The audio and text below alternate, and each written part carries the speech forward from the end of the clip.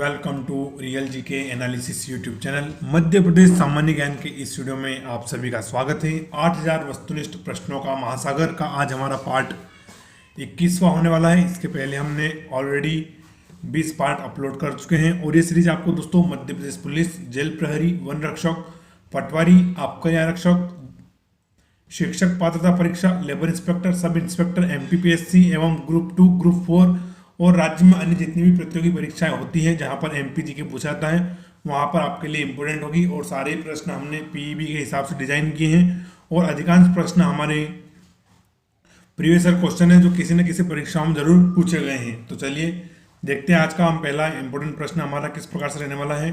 और दोस्तों जो हमारा चैप्टर चल रहा है ये हमारा मध्य प्रदेश में वन एवं पर्यावरण चैप्टर चल रहा है। कौन सा? मध्य प्रदेश में वन एवं पर्यावरण।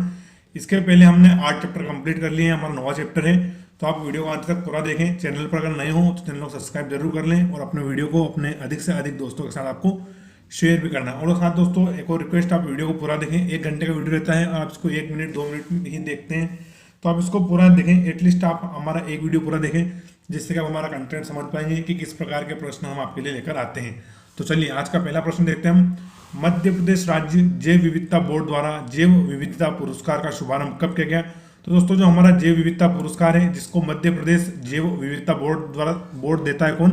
मध्य प्रदेश राज्य जैव विविधता बोर्ड देता है पुरस्कार। नाम है इसका जैव विविधता पुरस्कार। तो पूछ रहा है इसका शुभारंभ कब किया गया था? तो पहला हमारा वर्ष 2019 में, दूसरा ऑप्शन हमारा वर्ष 2017 में, तीसरा ऑप्शन हमारा वर्ष 2020 में, तीसरा ऑप्शन है वर्ष 2018 में। क्या है? वर्ष 2018 में। तो इसका करेक्ट आंसर दोस्तों हमारा ऑप्शन 4 वर्ष 2018 में।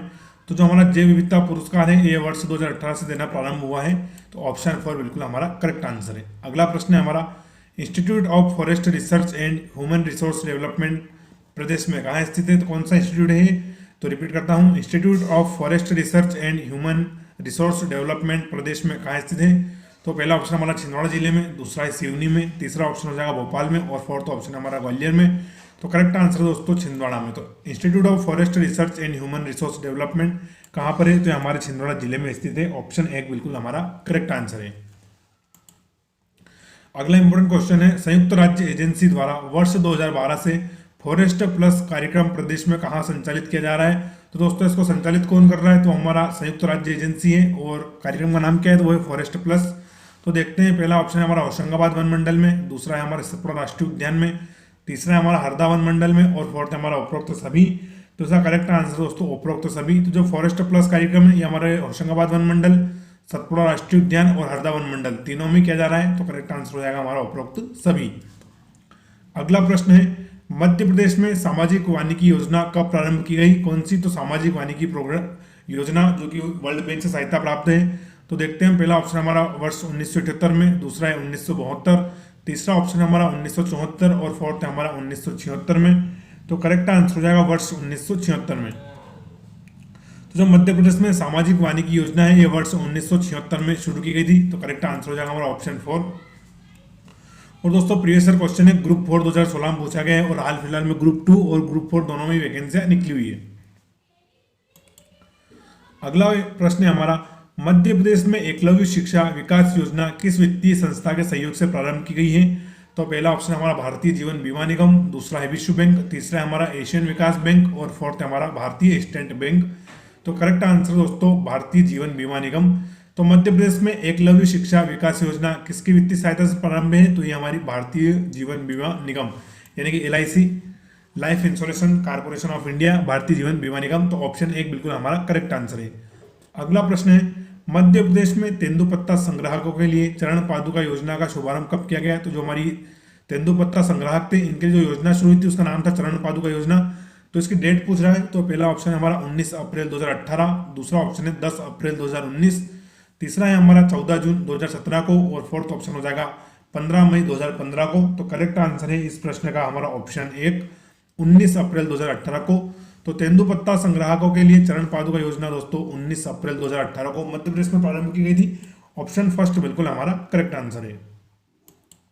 नेक्स्ट इंपोर्टेंट क्वेश्चन है, मध्य प्रदेश में तेंदुपत्ता संग्राहकों के लिए चरण पादुका योजना का शुभारंभ सर्वप्रथम किस जिले में से किया गया था? तो दोस्तों जो हमारी चरण पादुका योजना है इसका शुभारंभ हमने किस जिले से किया था? तो पहला ऑप्शन हमारा सीधी जिले से, दूसरा है हमारे झाबुआ जिले से, तीसरा ऑप्शन है हमारा सिंगरौली से और फोर्थ ऑप्शन हो जाएगा हमारे अलीराजपुर जिले से।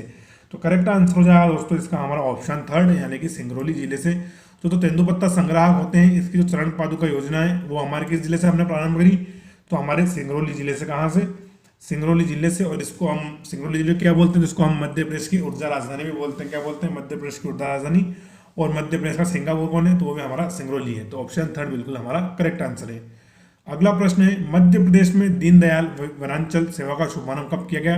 तो जो हमारी दीनदयाल वनांचल योजना है इसका शुभारंभ कब किया गया?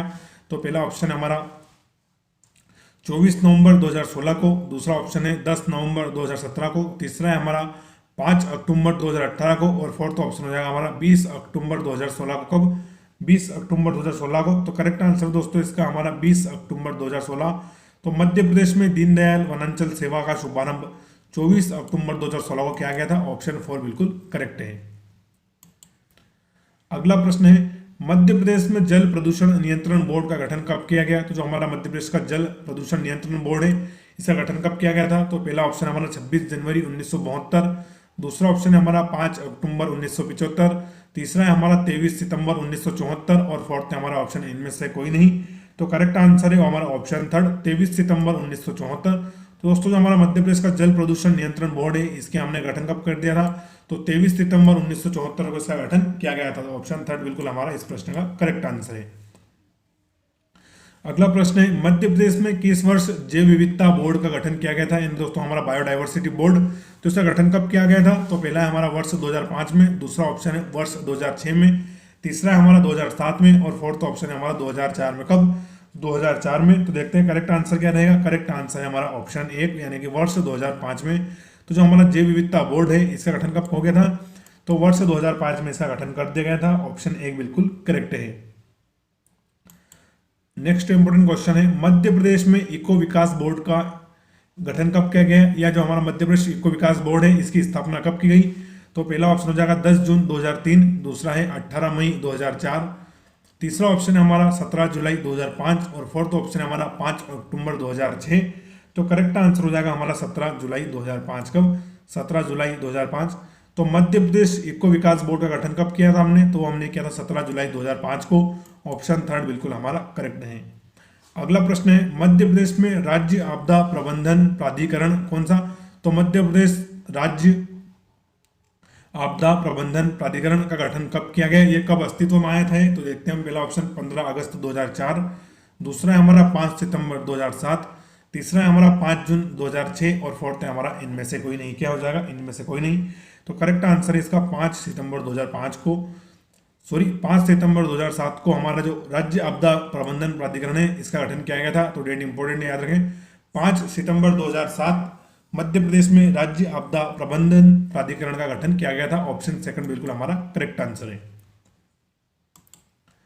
अगला प्रश्न है, मध्य प्रदेश में राष्ट्रीय पर्यावरण स्वास्थ्य अनुसंधान संस्थान की स्थापना कहाँ की गई? तो जो हमारा राष्ट्रीय पर्यावरण अनुसंधान है इसकी स्थापना कहाँ की गई? तो पहला ऑप्शन हमारा भोपाल में, दूसरा है इंदौर में, थर्ड ऑप्शन है हमारा ग्वालियर में और फोर्थ ऑप्शन है हमारा जबलपुर में। कहाँ पर? जबलपुर।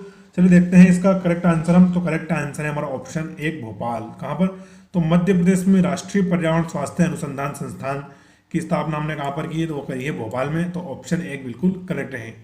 अगला प्रश्न है, मध्य प्रदेश में वायु प्रदूषण निवारण तथा नियंत्रण अधिनियम की स्थापना कब की गई थी? फिर से रिपीट कर रहा हूँ, मध्य प्रदेश में वायु प्रदूषण निवारण तथा नियंत्रण अधिनियम की स्थापना कब हुई?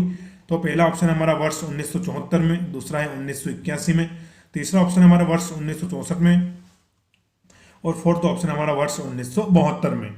तो करेक्ट आंसर हो जाएगा इसका हमारा ऑप्शन सेकंड, वर्ष 1981 में। तो मध्य प्रदेश में वायु प्रदूषण निवारण तथा नियंत्रण अधिनियम की स्थापना कब हुई थी? तो वर्ष 1981 में। ऑप्शन सेकंड बिल्कुल हमारा करेक्ट है। अगला प्रश्न देखते हैं। अगला प्रश्न है, मध्य प्रदेश में लोक वानिकी अधिनियम कब लागू किया गया? तो जो हमारा मध्य प्रदेश का लोक वानिकी अधिनियम था इसको कब लागू किया गया था? तो पहला ऑप्शन देखते हैं हम 12 मई 2002, दूसरा ऑप्शन हमारा 27 मार्च 2003, तीसरा ऑप्शन हमारा 12 अप्रैल 2001 और फोर्थ हमारा इनमें से कोई नहीं। तो करेक्ट आंसर दोस्तों हमारा 12 अप्रैल 2001। तो मध्य प्रदेश में लोक वानिकी अधिनियम जो हमारा है ये 12 अप्रैल 2001 को लागू किया गया था। तो ऑप्शन थर्ड बिल्कुल हमारा करेक्ट है, लोक वानिकी अधिनियम। तो क्या रहेगा करेक्ट आंसर? 12 अप्रैल 2001। नेक्स्ट इंपोर्टेंट क्वेश्चन है, मध्य प्रदेश की चंबल एवं सोन नदी में पाए जाने वाले घड़ियाल एवं कछुओं को आईयूसीएन की रेड लिस्ट में किस श्रेणी में रखा गया है। दोस्तों एक आईयूसीएन होता है जो हर साल अपनी एक रेड डाटा बुक जारी करता है, उसमें अलग अलग जाति के ऊपर जो जानवरों की प्रजातियां हैं उनको अलग अलग कैटेगरी में डालते हैं, जैसे संकटग्रस्त, घोर संकटग्रस्त, विलुप्त, ऐसे दोस्तों। तो प्रश्न ये पूछ रहा है कि जो हमारे मध्य प्रदेश में चंबल एवं सोन नदी में पाए जाने वाले घड़ियाल और कछुए को आईयूसीएन की रेड लिस्ट में किस श्रेणी में रखा गया है। तो पहला ऑप्शन हमारा संकटग्रस्त में, दूसरा ऑप्शन हमारा घोर संकटग्रस्त में, तीसरा हमारा विलुप्त में और फोर्थ हमारा सुभेद्य में, यानी कि वर्नेबल में, सुभेद्य में। तो देखते हैं करेक्ट आंसर है इसका हमारा ऑप्शन सेकंड, घोर संकटग्रस्त। यानी दोस्तों जो हमारी ये जो सोन नदी और चंबल नदी में पाए जाने वाले घड़ियाल और कछुए हैं, इनको घोर संकटग्रस्त प्रजाति में रखा है किसने, आईयूसीएन ने। तो ऑप्शन सेकंड बिल्कुल करेक्ट है। और प्रीवियस ईयर क्वेश्चन है जेल प्रहरी 2018 में पूछा गया है, जेल प्रहरी 2018 में। तो करेक्ट आंसर हो जाएगा हमारा ऑप्शन सेकंड। अगला महत्वपूर्ण प्रश्न है, मध्य प्रदेश में प्लास्टिक थैलियों के उत्पादन एवं विक्रय पर पूर्ण रूप से प्रतिबंध कब लागू किया गया था। तो देखते हैं, पहला है हमारा 26 जून 2016 को, दूसरा ऑप्शन है हमारा 24 अप्रैल 2017 को, तीसरा है हमारा 28 मई 2019 को, फोर्थ ऑप्शन हमारा 22 जुलाई 2018 को। तो करेक्ट आंसर है इसका हमारा ऑप्शन सेकंड, 24 अप्रैल 2017 को। कब, तो मध्य प्रदेश में प्लास्टिक थैलियों के उत्पादन एवं विक्रय पर पूर्ण रूप से प्रतिबंध लग गया था 24 अप्रैल 2017 को। लेकिन आज दिन तक, आज तारीख है हमारी 13 जनवरी 2023 तक भी कोई प्रतिबंध नहीं है। अभी भी धड़ल्ले से प्लास्टिक थैलियों का उत्पादन भी हो रहा है और विक्रय भी हो रहा है। तो ऐसे प्रश्न तो ना ही पूछे तो अच्छा है बोर्ड, क्योंकि जिसका हम फैसला ही नहीं कर पा रहे हैं उसका पूछने से भी कोई मतलब नहीं है। चलिए अगला प्रश्न देखते हैं हम। 3 जून 2018 को संयुक्त राष्ट्र विकास कार्यक्रम, जैसे कि दोस्तों इसको हम बोलते हैं यूनाइटेड नेशंस डेवलपमेंट प्रोग्राम, तो 3 जून 2018 को संयुक्त राष्ट्र विकास कार्यक्रम के सहयोग से जारी राष्ट्रीय आपदा सूचकांक में मध्य प्रदेश को कौन सा स्थान प्राप्त हुआ। तो देखते हैं, पहला ऑप्शन है हमारा प्रथम स्थान, दूसरा ऑप्शन है हमारा तृतीय स्थान, तीसरा ऑप्शन है हमारा चतुर्थ स्थान और फोर्थ ऑप्शन है हमारा द्वितीय स्थान। तो करेक्ट आंसर दोस्तों इसका हमारा चतुर्थ स्थान। तो जो हमारा यूएनडीपी है, संयुक्त राष्ट्र विकास कार्यक्रम, इसके द्वारा जो राष्ट्रीय आपदा सूचकांक जारी हुआ था दोस्तों, तो इसमें हमें कौन सा स्थान मिला था। तो इसमें हमें चतुर्थ स्थान मिला था। और बात कब की कर रहे हैं, 2018 की। तो दोस्तों इसको आप 2022 के कंटेक्स्ट में एक बार गूगल करके देख लें। अगर 2022 में भी सूचकांक जारी हुआ है तो आप लेटेस्ट रैंक देखें, क्योंकि करंट अफेयर से जुड़ा हुआ प्रश्न है, तो इसका लेटेस्ट रैंक ही आप याद रखेंगे। चलिए अगला प्रश्न देखते हैं हम। अगला प्रश्न है, मध्य प्रदेश के होशंगाबाद में स्थित बोरी घाटी किस वृक्ष की उपलब्धता के लिए प्रसिद्ध है। तो जो हमारा होशंगाबाद है, यहाँ पर एक बोरी घाटी है, तो वहाँ पर कौन सा वृक्ष की उपलब्धता ज्यादा है जिसके कारण वो प्रसिद्ध है। तो देखते हैं, पहला है हमारा साल वृक्ष, दूसरा है हमारे सागौन के वृक्ष, तीसरा ऑप्शन है हमारे खेर और फोर्थ है हमारा लाख। क्या है, लाख। तो करेक्ट आंसर दोस्तों हमारे सागौन वृक्ष के लिए। तो जो हमारी बोरी घाटी है वो सागौन वृक्ष के लिए प्रसिद्ध है। तो ऑप्शन सेकंड बिल्कुल हमारा करेक्ट आंसर है।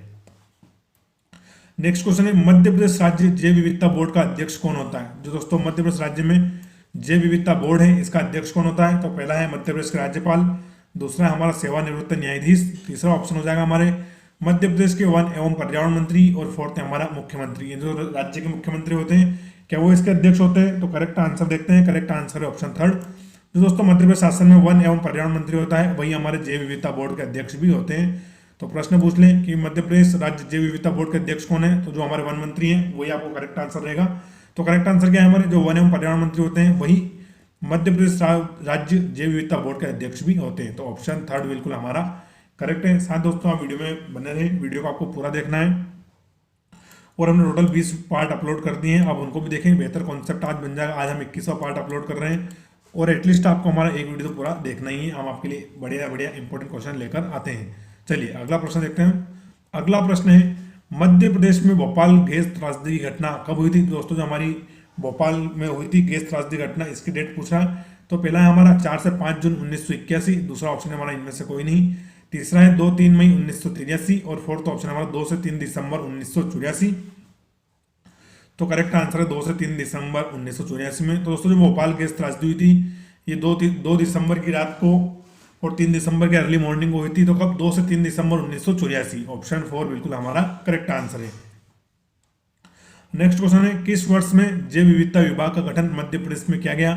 दोस्तों जो हमारा बायोडाइवर्सिटी डिपार्टमेंट है, कौन सा, बायोडाइवर्सिटी डिपार्टमेंट जैव विविधता विभाग, इसका गठन मध्य प्रदेश में कब किया गया था। तो देखते हैं, पहला ऑप्शन 2001 में, दूसरा है वर्ष 2002 में, तीसरा है वर्ष 2002 सिर्फ 2000 में, और तीसरा है हमारा 2003 में। कब? 2003 में। तो करेक्ट आंसर है 2001 में। तो जैव विविधता विभाग के गठन मध्य प्रदेश में सन 2001 में किया गया था। ऑप्शन 1 बिल्कुल करेक्ट है। और दोस्तों प्रश्न हमारा स्टेट इंजीनियरिंग सेवा यानी कि राज्य अभियांत्रिकी परीक्षा 2017 में पूछा गया है, तो इंपॉर्टेंट है, प्रीवियस ईयर क्वेश्चन है। नेक्स्ट प्रश्न है भिलावा वृक्ष का उपयोग होता है। दोस्तों भिलावा वृक्ष है तो इसका उपयोग हम किसके लिए करते हैं? तो पहला देखते हैं हम स्याही बनाने के लिए, दूसरा हमारा औषधि बनाने के लिए, तीसरा ऑप्शन है हमारा पेंट बनाने के लिए, और फोर्थ है हमारा उपरोक्त सभी में। तो करेक्ट आंसर भी हो जाएगा हमारा उपरोक्त सभी में। तो जो भिलावा वृक्ष होता है इसका उपयोग हम स्याही बनाने में, औषधि बनाने में और पेंट बनाने में करते हैं। तो उपरोक्त सभी इसका हमारा करेक्ट आंसर है। अगला प्रश्न है मध्य प्रदेश में पाए जाने वाले बहुउपयोगी वृक्ष भिलावा का वानस्पतिक नाम क्या है? यानी दोस्तों इसका वैज्ञानिक नाम क्या है जो हमारा भिलावा वृक्ष है? तो देखते हैं। पहला है सेमेकेपर्स एनाकार्डियम, दूसरा है टेक्टोना ग्रैंडिस, तीसरा है हमारा शोरिया रोबस्टा, और फोर्थ हमारा इनमें से कोई नहीं। क्या है? इनमें से कोई नहीं। तो करेक्ट आंसर दोस्तों इसका वैज्ञानिक नाम हो जाएगा सेमेकेपर्स एनाकार्डियम। क्या हो जाएगा? सेमेकेपर्स एनाकार्डियम। तो जो भिलावा वृक्ष होता है इसका वैज्ञानिक नाम क्या है? तो वो है हमारा सेमेकेपर्स एनाकार्डियम। तो ऑप्शन 1 बिल्कुल हमारा करेक्ट है। चलिए अगला प्रश्न देखते हैं। अगला प्रश्न है मध्य प्रदेश का द्वितीय फॉरेस्ट कॉलेज कहाँ स्थापित किया गया है? तो दोस्तों मध्य प्रदेश में जो फॉरेस्ट कॉलेज पहला बालाघाट में, लेकिन यहाँ पर द्वितीय पूछा है कि मध्य प्रदेश में द्वितीय फॉरेस्ट कॉलेज कहाँ स्थापित किया गया है? तो पहला है हमारा छिंदवाड़ा जिले में, दूसरा ऑप्शन है हमारा जबलपुर में, तीसरा है हमारा बैतूल में, और फोर्थ है हमारा शिवपुरी में। कहाँ पर? शिवपुरी में। तो करेक्ट आंसर हो जाएगा इसका हमारा बैतूल जिले में। तो मध्य प्रदेश का द्वितीय फॉरेस्ट कॉलेज हमने बैतूल जिले में स्थापित किया है। ऑप्शन 3 बिल्कुल करेक्ट है।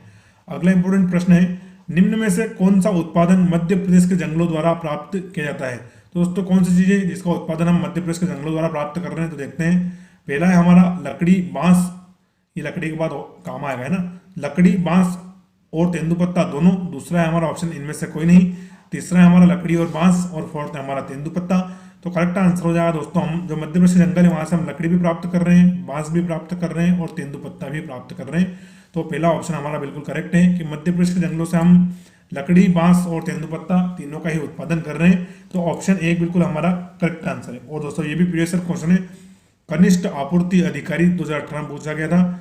तो कौन से एग्जाम में हमारी है? कनिष्ठ आपूर्ति अधिकारी 2018 में एग्जाम पूछा गया है। चलिए अगला प्रश्न देखते हैं। अगला प्रश्न है निम्नलिखित में से किसे मध्य प्रदेश में प्रमुख वन उत्पाद के रूप में वर्गीकृत किया गया है? तो पहला है हमारा रेजिन, दूसरा है छाल को, तीसरा है हमारे तेंदू के पत्ते, और फोर्थ है हमारा टिम्बर यानी दोस्तों लकड़ियां, इमारती लकड़ियां वगैरह। तो प्रश्न क्या बोल रहा है कि निम्नलिखित में से किसे मध्य प्रदेश के प्रमुख वन उत्पाद के रूप में वर्गीकृत किया गया है? तो पहला रेजिन, छाल, तेंदू के पत्ते, और फोर्थ ऑप्शन हमारा टिम्बर। तो करेक्ट आंसर है टिम्बर को। तो दोस्तों जो हमारा टिम्बर है इसको मध्य प्रदेश के प्रमुख वन उत्पाद के रूप में हमने वर्गीकृत किया है। तो ऑप्शन 4 बिल्कुल करेक्ट है। और प्रश्न हमारा पटवारी 2017 में पूछा गया है, और हाल फिलहाल में पटवारी का फॉर्म भरना शुरू हो गए हैं, तो इंपॉर्टेंट है। तो आप जुड़ जाइए और अपने जितने साथी पटवारी की तैयारी कर रहे हैं उनको भी वीडियो का लिंक भेज दीजिए, ताकि आप दोनों दोस्तों का एक साथ सिलेक्शन हो जाए। तो पटवारी 2017 में यह प्रश्न पूछा गया था। अगला हमारा निम्नलिखित में से कौन सा मध्य प्रदेश में राष्ट्रीयकृत वन उपज नहीं है? तो दोस्तों कौन सी जो उपज है वो राष्ट्रीयकृत वन उपज नहीं है? तो पहला है हमारा तेंदुपत्ता, दूसरा है हमारे साल के बीज, तीसरा है कुल्लूगम, और फोर्थ है हमारा जंगली घास। तो करेक्ट आंसर है दोस्तों जंगली घास। तो मध्य प्रदेश में दोस्तों जो जंगली घास है वो राष्ट्रीयकृत वन उपज नहीं है। तो ऑप्शन 4 बिल्कुल हमारा करेक्ट आंसर हो जाएगा। और ये भी हमारा प्रीवियस ईयर क्वेश्चन है, पटवारी 2017 में पूछा गया था। अगला प्रश्न है मध्य प्रदेश में किस प्रकार की लकड़ी का उत्पादन किया जाता है जिसकी बनावट, रंग और धान्य गुणों के लिए दुनिया भर में प्रसिद्ध है? तो दोस्तों मध्य प्रदेश की कौन सी लकड़ी है जो अपनी बनावट, रंग और गुणों के लिए दुनिया भर में प्रसिद्ध है? तो देखते हैं हम। पहला ऑप्शन है हमारा महोगिनी, दूसरा है होल्ली, तीसरा है हमारा आबुनस, और फोर्थ है हमारा सागौन। क्या है? सागौन। तो करेक्ट आंसर दोस्तों सागौन ही है। तो मध्य प्रदेश में जो हमारी सागौन लकड़ी है मध्य प्रदेश की, वो अपने बनावट, रंग और गुणों के कारण पूरी दुनिया भर में प्रसिद्ध है। तो ऑप्शन 4 बिल्कुल करेक्ट आंसर है। तो दोस्तों थोड़ा हमारा वीडियो शेयर करके हमें फेमस कर दीजिए। चलिए अगला देखते हैं हम। MPSI 2017 में पूछा गया। कब? MPSI 2017 में यह पूछा गया था। अगला प्रश्न है निम्नलिखित में से कौन सी मध्य प्रदेश सरकार की एक व्यापारिक एकाधिकार वाली उपज है? दोस्तों ये प्रश्न भी हमारा MPSI 2017 में आया हुआ है। क्या बोल रहा है प्रश्न? निम्नलिखित में से कौन सी मध्य प्रदेश सरकार का व्यापारिक एकाधिकार रखने वाली उपज है, तो पहला देखते हैं हम गेहूं, दूसरा है हमारा सागौन, तीसरा है हमारा कपास और फोर्थ है हमारा साल के बीज। क्या है? साल के बीज। तो करेक्ट आंसर दोस्तों ऑप्शन 4 है हमारा साल के बीज। तो मध्य प्रदेश सरकार का व्यापारिक एकाधिकार रखने वाली उपज कौन सी है? तो हमारे साल के बीज है। ऑप्शन 4 बिल्कुल हमारा करेक्ट आंसर है। अगला प्रश्न है, निम्नलिखित में से कौन सा वन मध्य प्रदेश में सबसे अधिक पाया जाता है? तो दोस्तों किस प्रकार के वन है जो हमारे मध्य प्रदेश में सर्वाधिक पाए जाते हैं? तो पहला देखते हैं हम उष्ण कटिबंधीय नम पर्णपाती वन, दूसरा ऑप्शन है हमारा उष्ण कटिबंधीय शुष्क पर्णपाती वन, तीसरा ऑप्शन है हमारा उष्ण कटिबंधीय कटीले वन और फोर्थ ऑप्शन हमारा उष्ण कटिबंधीय वर्षा वन। तो करेक्ट आंसर दोस्तों इसका हमारा ऑप्शन सेकंड उष्ण कटिबंधीय शुष्क पर्णपाती वन मध्य प्रदेश के जंगलों में सर्वाधिक पाए जाते हैं। तो फिर से रिपीट करूं मैं कि मध्य प्रदेश में सर्वाधिक कौन सा वन पाया जाता है? तो हमारा पाया जाता है उष्ण कटिबंधीय शुष्क पर्णपाती वन। ऑप्शन सेकंड बिल्कुल हमारा करेक्ट है और ग्रुप 2 2017 में पूछा गया है, प्रीवियस ईयर क्वेश्चन है। चलिए अगला देखते हैं हम, निम्नलिखित में से कौन सा मड़ई वन में देखा जा सकता है? यानी प्रश्न बोल रहा है दोस्तों कि कौन सा जानवर है जिसको हम मड़ई के वन में देख सकते हैं? तो पहला देखते हैं ऑप्शन बाघ, दूसरा हमारा भारतीय जंगली वेसा, तीसरा ऑप्शन हमारा तेंदुआ और फोर्थ हमारा उपरोक्त सभी। तो करेक्ट आंसर रहेगा दोस्तों उपरोक्त सभी को। तो दोस्तों जो हमारा मड़ई वन है ये कहाँ किससे लगा हुआ है? तो हमारे सतपुड़ा टाइगर रिजर्व से लगा हुआ है। किससे? सतपुड़ा टाइगर रिजर्व से होशंगाबाद जिले में। तो वहाँ पर दोस्तों आप बाघ, भारतीय जंगली भैंसा और तेंदुआ देख ही सकते हैं, तीनों चीजें देख सकते हैं। तो करेक्ट आंसर क्या रहेगा हमारा उपरोक्त सभी। और ये प्रश्न हमारा जेल प्रहरी 2017 में पूछा गया था। दोस्तों मध्य प्रदेश को टाइगर स्टेट भी बोलते हैं क्योंकि यहाँ पर सर्वाधिक टाइगर है।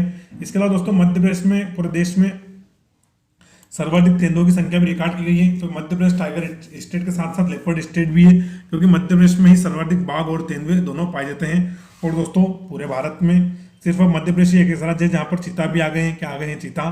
तो हमारे जो कोनो सेंचुरी है वहां पर चीतों का भी पुनर्वास किया गया है। तो बाघ, तेंदुआ और चीतों तीनों में मध्य प्रदेश का एकाधिकार है। तो इस प्रश्न का हमारा करेक्ट आंसर किया जाएगा उपरोक्त सभी। अगला प्रश्न है, मध्य प्रदेश राज्य सरकार का निम्न उत्पादों में से किसके संग्रहण और परिवहन पर एकाधिकार है? दोस्तों प्रश्न क्या बोल रहा है, जो हमारी मध्य प्रदेश सरकार है कौन सा उत्पाद है जिसके संग्रहण करने पर और उसके परिवहन करने पर एकाधिकार है? तो पहला है हमारा कपास, दूसरा है चावल, तीसरा है हमारा लकड़ी और चौथा ऑप्शन है हमारा तेंदुपत्ता। क्या है? तेंदुपत्ता। तो करेक्ट आंसर दोस्तों इसका तेंदुपत्ता। तो तेंदुपत्ता के संग्रहण, स्टोरेज से लेकर परिवहन का एकाधिकार किसके पास है? तो हमारे मध्य प्रदेश शासन के पास में है। प्रश्न दोस्तों जेल प्रहरी 2017 में पूछा गया है।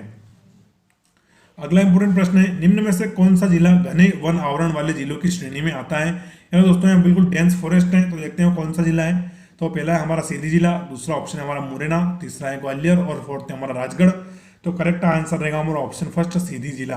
दोस्तों डेन फॉरेस्ट की श्रेणी में कौन सा जिला आता है? तो हमारा सीधी जिला आता है। कौन सा? सीधी। तो ऑप्शन 1 बिल्कुल करेक्ट है और ये भी हमारा प्रीवियस क्वेश्चन है, एमपीएसआई 2017 में पूछा गया था, मध्य प्रदेश सब इंस्पेक्टर 2017।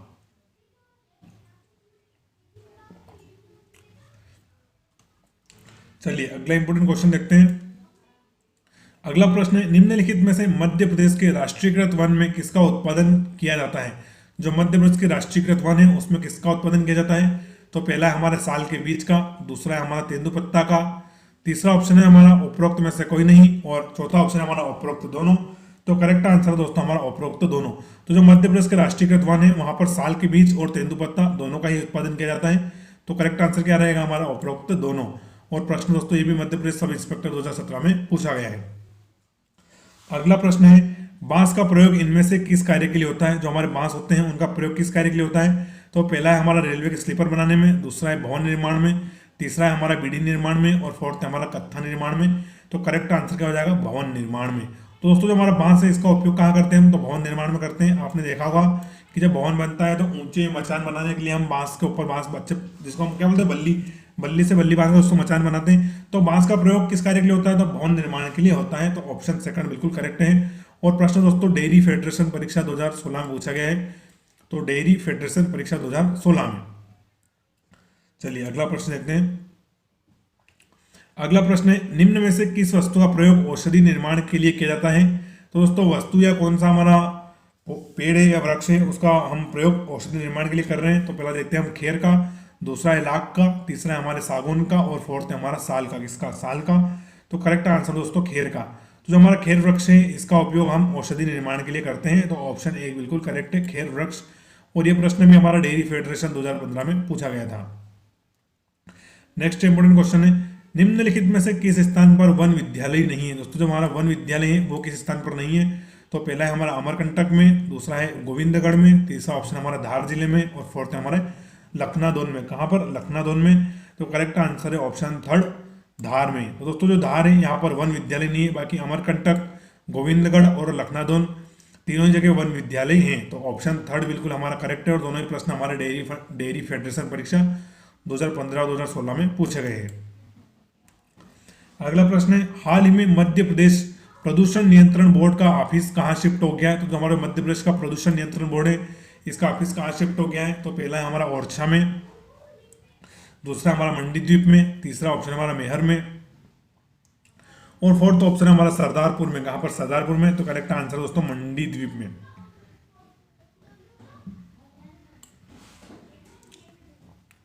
तो मध्य प्रदेश प्रदूषण नियंत्रण बोर्ड का जो ऑफिस है वो दोस्तों मंडी द्वीप में ट्रांसफर हो गया है, और मंडी द्वीप किस जिले में पड़ता है, तो हमारे रायसेन जिले में पड़ता है। आप इसको भोपाल से कंफ्यूज ना करें, मंडी द्वीप हमारे रायसेन जिले में पड़ता है। अगला प्रश्न है, कौन सा राज्य अनुपात में सबसे ज्यादा जंगल द्वारा व्यापित है। दोस्तों हमारा कौन सा राज्य है जहां पर सर्वाधिक जंगल है, तो देखते हैं, पहला मध्य प्रदेश है, दूसरा नागालैंड, तीसरा ऑप्शन हमारा बिहार, और फोर्थ है हमारा अरुणाचल प्रदेश। तो दोस्तों वन एंड ओनली अपना मध्य प्रदेश जो कि सर्वाधिक जंगल द्वारा व्यापित राज्य है। तो ऑप्शन एक बिल्कुल हमारा करेक्ट आंसर है, मध्य प्रदेश। और प्रश्न दोस्तों एमपीएसआई 2011 में पूछा गया है। 11 में, 15 में, 16 में काफी एमपीएसआई की वैकेंसी आई थी, लेकिन 17 के बाद एमपीएसआई की कोई वैकेंसी नहीं है। आशा करते हैं कि इस साल एमपीएसआई की वैकेंसी भी आ जाए। चलिए अगला प्रश्न देखते हैं, मध्य प्रदेश राज्य के बेहतरीन सागौन का जंगल कहाँ पाया जाता है। तो दोस्तों प्रश्न पूछ रहा है कि सर्वाधिक उच्च क्वालिटी का जो हमारा सागौन का जंगल है वो कहाँ पर पाया जाता है। तो पहला देखते हैं हम सतपुड़ा अभ्यारण्य में, दूसरा हमारा रातापानी बाग अभ्यारण्य में, तीसरा हमारा संजय अभ्यारण्य में, और फोर्थ ऑप्शन हमारा कान्हा अभ्यारण्य में। तो करेक्ट आंसर हो जाएगा दोस्तों इसका हमारे रातापानी बाग अभ्यारण्य में। कहाँ पर, तो जो सागौन का बेहतरीन जंगल है वो हमारे रातापानी बाग अभ्यारण्य में पाया जाता है। और दोस्तों जो हमारी रातापानी बाग अभ्यारण्य इसका विस्तार किस जिले में, तो रायसेन में और भोपाल जिले में। तो जो हमारा रायसेन और भोपाल है वहां पर दोस्तों इसका विस्तार है किसका, हमारे रातापानी बाग अभ्यारण्य का। तो ऑप्शन सेकंड बिल्कुल हमारा करेक्ट है। और दोस्तों प्रश्न सूबेदार भर्ती परीक्षा 2016 में पूछा गया है। नेक्स्ट इंपोर्टेंट क्वेश्चन है, बालाघाट व छिंदवाड़ा जिलों में पाए जाने वाले वन किस प्रकार के हैं। तो दोस्तों हमारा बालाघाट जिला और छिंदवाड़ा यहाँ पर जो जंगल पाए जाते हैं वो किस प्रकार के देखते हैं। ऑप्शन पहला है हमारे कटीले वन है, दूसरा है उष्ण कटिबंधीय शुष्क पतझड़ वन, तीसरा ऑप्शन हमारा उपाद्र पहाड़ी वन, और फोर्थ हमारा उष्ण आर्द्र पतझड़ वन। तो करेक्ट आंसर दोस्तों इसका हमारा ऑप्शन 4 क्या हो जाएगा, ऑप्शन बिल्कुल करेक्ट हो जाएगा। जो हमारा बालाघाट और छिंदवाड़ा है यहाँ पर पाए जाने वाले जंगल उष्ण आर्द्र पतझड़ वन है। किस प्रकार के हैं, उष्ण आर्द्र पतझड़ वन। तो ऑप्शन 4 बिल्कुल हमारा करेक्ट आंसर है, ऑप्शन 4। और दोस्तों प्रश्न हमारा स्टेट इंजीनियरिंग परीक्षा 2014 में पूछा गया है। अगला प्रश्न है, खेर वृक्ष से क्या निकला जाता है। दोस्तों जो खेर वृक्ष होता है इससे क्या निकला जाता है, तो पहला हमारा तेल निकला जाता है, दूसरा ऑप्शन है गोंद, तीसरा है हमारा लाख, और फोर्थ ऑप्शन हमारा कत्था। तो करेक्ट आंसर हो जाएगा इसका हमारा कत्था। तो जो दोस्तों हमारा गोंद वृक्ष जो हमारा खेर वृक्ष होता है इससे हम क्या निकालते हैं, तो वो कत्था निकालते हैं। तो ऑप्शन 4 बिल्कुल करेक्ट है। अगला प्रश्न है, सागौन और साल मुख्य रूप से मध्य प्रदेश के सभी राष्ट्रीय उद्यानों में पाए जाते हैं, ये पेड़ हैं। दोस्तों हमारे जो सागौन और साल है पूछ रहा है किस प्रकार के पेड़ हैं। तो पहला ऑप्शन हो जाएगा शंकुधर, दूसरा है हमारे पर्णपाती, तीसरा ऑप्शन है हमारा सदाबहार, और फोर्थ ऑप्शन हमारा अल्पाइन। क्या है, अल्पाइन।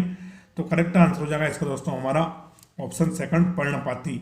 दोस्तों जो हमारा सागौन और साल पेड़ ये मुख्य रूप से किस प्रकार के हैं, तो हमारे पर्णपाती। क्या है, पर्णपाती। और दोस्तों में इन दोनों में क्या समानता होती है, सागौन के पेड़ और साल के पेड़ में। दोस्तों जो इन दोनों की पत्तियां होती है वो काफी बड़ी होती है, 1 से 1.5 फीट डायमीटर की इनकी पत्तियां होती है। तो इन दोनों में समानता है सागौन और साल के पेड़ों में। तो ऑप्शन सेकंड बिल्कुल हमारा करेक्ट है। और दोस्तों प्रश्न हमारा A&M ट्रेनिंग सिलेक्शन टेस्ट 2016 में पूछा गया। किसमें, जो A&M training selection test nursing के लिए एग्जाम होता है इसमें 2016 में पूछा गया था। और खेर वृक्ष वाला प्रश्न हमारा फरवरी 2008 में पूछा गया था।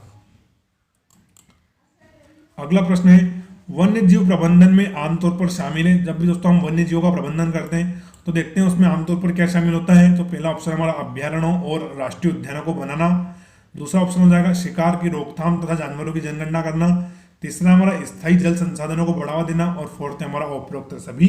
तो करेक्ट आंसर है दोस्तों उपरोक्त सभी। जब भी हम वन्य जीव प्रबंधन की बात करते हैं तो उसमें अभ्यारण्य और राष्ट्रीय उद्यान बनाते हैं हम नए नए, फिर दूसरा है शिकार की रोकथाम करते हैं और जानवरों की निश्चित समय सीमा में जनगणना करते हैं। तीसरा फिर हम स्थायी जल संसाधन बनाते हैं ताकि गर्मी के मौसम में उनको अच्छे से सुलभ पीने का पानी मिल जाए। तो करेक्ट आंसर क्या रहेगा हमारा उपरोक्त तो सभी ऑप्शन 4 बिल्कुल करेक्ट है। अगला प्रश्न है मध्य प्रदेश का सबसे पुराना जंगल पाया जाता है। सबसे पुराना जंगल कहाँ पर है? तो पहला देखते हैं हम वन विहार पार्क में, दूसरा है ऑप्शन हमारा कान्हा राष्ट्रीय उद्यान में, तीसरा है हमारा बोरी वन्य जीव अभ्यारण्य में और फोर्थ है हमारा बांधवगढ़ राष्ट्रीय उद्यान में। कहाँ पर? बांधवगढ़ राष्ट्रीय उद्यान में। तो इस प्रश्न का दोस्तों करेक्ट आंसर हमारा बोरी वन्य जीव अभ्यारण्य। दोस्तों सबसे पुराने का मतलब ये नहीं कि बाकी जंगल पुराने नहीं है, बाकी जंगल भी पुराने हैं, लेकिन जो हमारा बोरी वन्य जीव अभ्यारण्य जो कि पंचमढ़ी में पड़ता है, इसको दोस्तों अंग्रेजों ने सबसे पहले फॉरेस्ट का दर्जा दिया था, या यूं कहें इसको जंगल का दर्जा दिया था। इसको उन्होंने सुरक्षित कर दिया था, यहाँ पर शिकार वगैरह की उन्होंने रोक लगा दी थी, इसलिए इसको बोलते हैं कि भारत का सबसे पुराना जंगल कौन सा है? तो वो है हमारा बोरी वन्य जीव अभ्यारण्य जंगल। तो ऑप्शन थर्ड बिल्कुल करेक्ट है। और दोनों ही प्रश्न दोस्तों A&M ट्रेनिंग सिलेक्शन टेस्ट 2016 में पूछे गए हैं, तो इंपॉर्टेंट क्वेश्चन है ये भी। और आज बहुत सारे हम प्रीवियस क्वेश्चन डिस्कस कर रहे हैं, तो आप बने रहें, सारे हमारे 100 क्वेश्चन अटेम्प्ट करें और वीडियो को पूरा जरूर देखें। अगला प्रश्न है मध्य प्रदेश में वन रक्षकों के लिए ट्रेनिंग स्कूल कहाँ पर है? जो भी दोस्तों फॉरेस्ट गार्ड में भर्ती होते हैं हमारे वन रक्षक, तो उनका ट्रेनिंग स्कूल कहाँ पर है? तो देखते हैं ऑप्शन। पहला है हमारा बैतूल में, दूसरा ऑप्शन है हमारा ए और स, तीसरा ऑप्शन हमारा रीवा में और फोर्थ ऑप्शन हमारा राजगढ़ में। तो करेक्ट आंसर हो जाएगा हमारा ए और स। यानी दोस्तों हमारे फॉरेस्ट गार्ड होते हैं वन रक्षक, उनके ट्रेनिंग स्कूल कहाँ पर है? तो बैतूल जिले और रीवा दोनों में ही उनके ट्रेनिंग स्कूल है। यानी जब आप भी वन रक्षक बन जाएंगे तो आपको हो सकता है आप ट्रेनिंग सेंटर बैतूल मिल जाए या रीवा मिल जाए। तो मध्य प्रदेश में वन रक्षकों के लिए ट्रेनिंग स्कूल हमारे बैतूल में भी है और रीवा में भी है। तो ऑप्शन सेकंड बिल्कुल राइट आंसर है। नेक्स्ट इंपोर्टेंट क्वेश्चन है वनों का 100% राष्ट्रीयकरण करने वाला देश का पहला राज्य कौन सा है? फॉरेस्ट का दोस्तों 100% राष्ट्रीयकरण करने वाला पहला राज्य देखते हैं कौन सा है। तो पहला ऑप्शन है मध्य प्रदेश, दूसरा है गुजरात, तीसरा ऑप्शन है हमारा छत्तीसगढ़ और फोर्थ ऑप्शन है हमारा राजस्थान। क्या है? राजस्थान। तो करेक्ट आंसर हो जाएगा जी इसका मध्य प्रदेश। तो वनों का 100% राष्ट्रीयकरण करने वाला हमारा राज्य कौन सा है? तो हमारा मध्य प्रदेश है। ऑप्शन एक बिल्कुल करेक्ट आंसर है। अगला प्रश्न है मध्य प्रदेश में वनों का राष्ट्रीयकरण किस वर्ष में किया गया था? तो पहला है वर्ष 1972 में, दूसरा ऑप्शन है 1980 में, तीसरा है हमारा 1975 में और फोर्थ है हमारा 1970 में। तो करेक्ट आंसर हो जाएगा इसका हमारा ऑप्शन 4। मध्य प्रदेश में दोस्तों वनों का राष्ट्रीयकरण हुआ था तो हमने 1970 में किया था। कब? 1970 में किया था। तो ऑप्शन 4 बिल्कुल करेक्ट है। काफी लेट हो गया फिर भी वनों का राष्ट्रीयकरण करने में, इसको 1947 के बाद ही कर देना था, तुरंत हम आजाद हुए थे। यह 1956 में जब हमारा गठन हुआ था तभी हो जाना था, ताकि दोस्तों मध्य प्रदेश में वनों का विस्तार और ज्यादा होता और यहाँ पे जो थोड़ा बहुत जीव हमारे विलुप्त हो गए वो विलुप्त भी नहीं होते। तो मध्य प्रदेश में वनों का राष्ट्रीयकरण किस वर्ष में हुआ? तो 1970 में। देर आए दुरुस्त आए, कब आए थे? 1970। ऑप्शन 4 बिल्कुल करेक्ट है। नेक्स्ट क्वेश्चन देखते हैं हम मध्य प्रदेश में पंचवन योजना किस वर्ष लागू की गई? जो हमारी पंचवन योजना थी इसका वर्ष पूछ रहा है। तो पहला है हमारा वर्ष 1976-77 में, दूसरा है हमारा 1980-81 में, तीसरा ऑप्शन है हमारा 1972-73 में और फोर्थ है हमारा इनमें से कोई नहीं। तो करेक्ट आंसर हो जाएगा 1976-77 में। तो जो प्रदेश में पंचवन योजना थी ये 1976-77 में लागू की गई थी। तो ऑप्शन एक बिल्कुल हमारा करेक्ट आंसर है, ऑप्शन फर्स्ट। अगला प्रश्न है मध्य प्रदेश के किन क्षेत्रों में पंचवन योजना लागू की गई? दोस्तों जो हमारी पंचवन योजना है कौन सी? जो हमारी पंचवन योजना है जिसको हमने 1976-77 में लागू किया था, तो ये कहां पर लागू की गई थी? तो पहला देखते हैं हम, जहां पर 35% से वन कम है, यानी दोस्तों जहां से 35% कम वन क्षेत्र हो वहां पर। दूसरा ऑप्शन है जहां पर 38% से वन क्षेत्र कम है। फिर तीसरा है हमारा 23% कम वन क्षेत्रों में और फोर्थ है हमारा 33% कम वन क्षेत्रों में। तो करेक्ट आंसर हो जाएगा ऑप्शन 4। तो दोस्तों हमारी पंचवन योजना थी वो वहां लागू की गई थी जहां पर 33% से कम वन थे, यानी दोस्तों उस जिले में 33% से कम वन थे, वहां पर पंचवन योजना लागू की गई थी। तो ऑप्शन 4 बिल्कुल हमारा करेक्ट आंसर है, ऑप्शन 4। नेक्स्ट इंपोर्टेंट क्वेश्चन है मध्य प्रदेश देश का लगभग कितना प्रतिशत तेंदुपत्ता का उत्पादन करता है? दोस्तों हमारा तेंदुपत्ता है, इसको मध्य प्रदेश में एकाधिकार प्राप्त है। तो लगभग कितना प्रतिशत तेंदुपत्ता है जिसका उत्पादन हमारा मध्य प्रदेश राज्य अकेले कर रहा है? तो पहला ऑप्शन है हमारा 60%, दूसरा है 70%, तीसरा है हमारा 50% और फोर्थ ऑप्शन हमारा 80%। तो करेक्ट हो जाएगा 60%। तो दोस्तों पूरे भारत का 60% तेंदुपत्ते का उत्पादन अकेला हमारा मध्य प्रदेश राज्य कर रहा है। तो करेक्ट आंसर हो जाएगा 60% तेंदुपत्ते का उत्पादन हमारा कौन सा राज्य कर रहा है? तो मध्य प्रदेश कर रहा है। अच्छा, मध्य प्रदेश का सर्वाधिक किस जिले में तेंदुपत्ता का उत्पादन होता है? तो आपका सही जवाब रहेगा हमारे सागर जिले में। कहाँ पर? तो दोस्तों सागर जिले को मध्य प्रदेश में एकाधिकार प्राप्त है और पूरे भारत में मध्य प्रदेश को एकाधिकार प्राप्त है। तो ऑप्शन 1 बिल्कुल करेक्ट है हमारा, ऑप्शन 1 60%। अगला प्रश्न है, मध्य प्रदेश में किस प्रकार के वनों में शासन का कठोर नियंत्रण रहता है? तो दोस्तों किस टाइप के फॉरेस्ट है जहाँ पर शासन का कठोर नियंत्रण है? यहाँ पर हम घुस नहीं सकते, यहाँ पर शिकार नहीं कर सकते, यहाँ से लकड़ी वगैरह नहीं ला सकते, अपने जो पालतू पशु है उनको चराने नहीं ले जा सकते। तो देखते हैं, पहला है हमारे आरक्षित वनों में, दूसरा है अवर्गीकृत वनों में, तीसरा है हमारे संरक्षित वन में और फोर्थ हमारा उपरोक्त सभी में। तो दोस्तों करेक्ट आंसर है जो आरक्षित वन होते हैं ना, आरक्षित वन, वहां पर शासन का कठोर नियंत्रण होता है। तो जो हमारा आरक्षित वन है ये बिल्कुल करेक्ट आंसर है, ऑप्शन 1। अगला प्रश्न है, राष्ट्रीय उद्यान किस प्रकार के वन क्षेत्रों में बनाए जाते हैं? जो हमारे राष्ट्रीय उद्यान है वो किस प्रकार के वन क्षेत्रों में बनाए जाते हैं? तो पहला हमारे अवर्गीकृत वनों में, दूसरा ऑप्शन है संरक्षित वनों में, तीसरा ऑप्शन है हमारा आरक्षित वन में और फोर्थ है हमारा इनमें से कोई नहीं। क्या है? इनमें से कोई नहीं। तो करेक्ट आंसर हो जाए दोस्तों आरक्षित वन। तो दोस्तों जो हमारे आरक्षित वन होते हैं वहां पर राष्ट्रीय उद्यान बनाए जाते हैं और राष्ट्रीय उद्यानों के अंदर ना हमें बिना परमिशन के घूमना अलाउ होता है, ना ही हम हमारे पालतू पशु वहां चला सकते हैं, ना ही वहां से हम वन उत्पाद तोड़कर अपने घर ला सकते हैं। यानी दोस्तों जो हमारे आरक्षित वन होते हैं वहां पर बहुत ज्यादा कठोर रूल रेगुलेशंस होते हैं। तो ऑप्शन 4 हमारा, ऑप्शन 3 बिल्कुल हमारा करेक्ट है, ऑप्शन 3। अगला प्रश्न है, वन्यजीव अभ्यारण्य किस प्रकार के वन क्षेत्रों में बनाए जाते हैं? दोस्तों हमारे जो वन्यजीव अभ्यारण्य होते हैं वो किस प्रकार के वन क्षेत्रों में हम बनाते हैं? तो देखते हैं, पहला है हमारा संरक्षित वन में, दूसरा है हमारे आरक्षित वन में, तीसरा ऑप्शन हो जाएगा हमारा अवर्गीकृत वन में और फोर्थ ऑप्शन हो जाएगा हमारा उपरोक्त सभी में। तो दोस्तों जो हमारे वन्यजीव अभ्यारण्य होते हैं ये सुरक्षित होते हैं। क्या होते हैं? जो वन्यजीव अभ्यारण्य होते हैं ये सुरक्षित होते हैं और जो राष्ट्रीय उद्यान होते हैं वो आरक्षित होते हैं। तो आप थोड़ा सा हम समझें, सबसे सर्वाधिक कठोर जो होते हैं जहाँ पर सर्वाधिक सुरक्षा होती है तो हमारे आरक्षित वन होते हैं। जहाँ पर थोड़ी सी ढिलाई होती है, मतलब आप जंगल में अपने पशु चरा सकते हैं, थोड़ा बहुत आवागमन कर सकते हैं, तो हमारे सुरक्षित वन होते हैं। और जितने भी हमारे वन्यजीव अभ्यारण्य होते हैं वो सुरक्षित वन होते हैं। दोस्तों पहले वन्यजीव अभ्यारण्य बनता है, फिर धीरे धीरे उसको हम नेशनल पार्क में या राष्ट्रीय उद्यान में अपडेट कर देते हैं। तो वन्यजीव अभ्यारण्य किस प्रकार के वन क्षेत्रों में बनाए जाते हैं? तो संरक्षित वनों में बनाए जाते हैं। ऑप्शन 1 बिल्कुल करेक्ट आंसर है।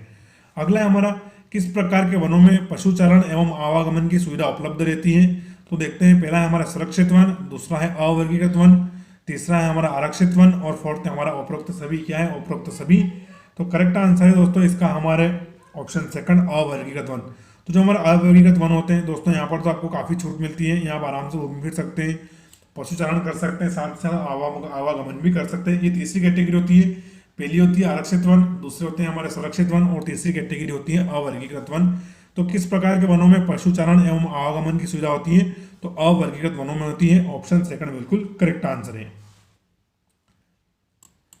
नेक्स्ट प्रश्न है, मध्य प्रदेश के किस जिले में सर्वाधिक भिलावा वृक्ष पाए जाते हैं? दोस्तों वही हमारे भिलावा वृक्ष जिससे हम स्याही पेंट बना रहे थे, तो ये कहाँ पर पाए जाते हैं? तो देखते हैं, पहला छिंदवाड़ा जिला, दूसरा है हमारे जबलपुर जिले में, तीसरा ऑप्शन हो जाएगा शिवपुरी जिले में और फोर्थ है हमारा ग्वालियर में। तो दोस्तों जो हमारा भिलावा वृक्ष है वो सर्वाधिक हमारे जबलपुर जिले में पाया जाता है। कहाँ पर? जबलपुर जिले में। तो ऑप्शन 2 बिल्कुल करेक्ट है, जबलपुर जिला।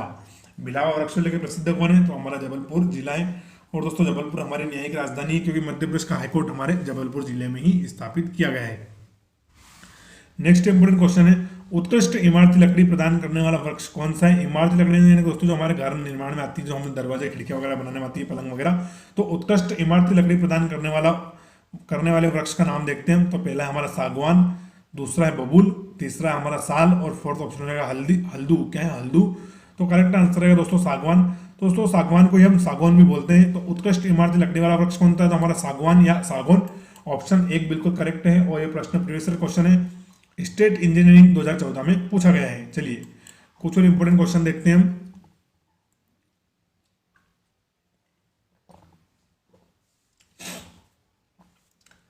अगला प्रश्न है हमारा, मध्य प्रदेश आर्थिक सर्वेक्षण 2018-19 के अनुसार सकल राज्य घरेलू उत्पाद में वानिकी क्षेत्र का अंश कितना था?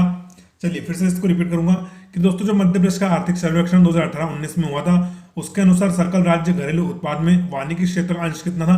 थोड़ा सा इस प्रश्न को समझते हैं दोस्तों।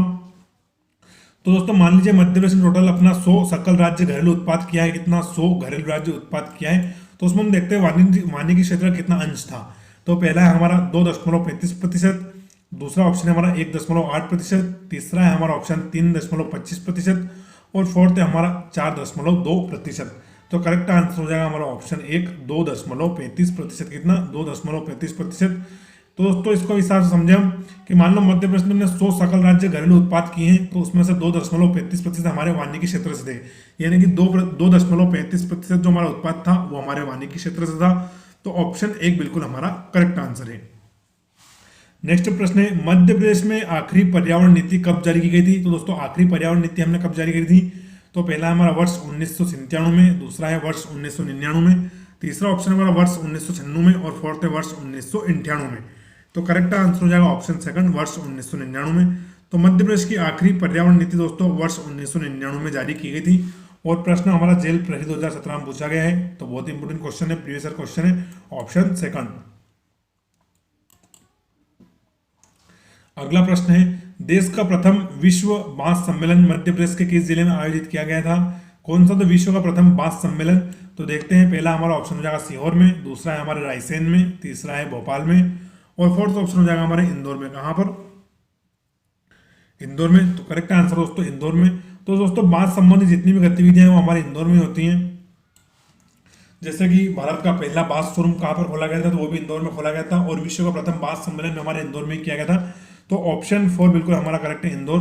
दोस्तों हाल ही में इंदौर ने विश्व प्रवासी भारतीय सम्मेलन का भी होस्ट किया है 7 से 9 जनवरी तक। तो वो भी आपसे इंपॉर्टेंट पूछ लें कि इंदौर ने भी कौन सा सम्मेलन होस्ट किया है?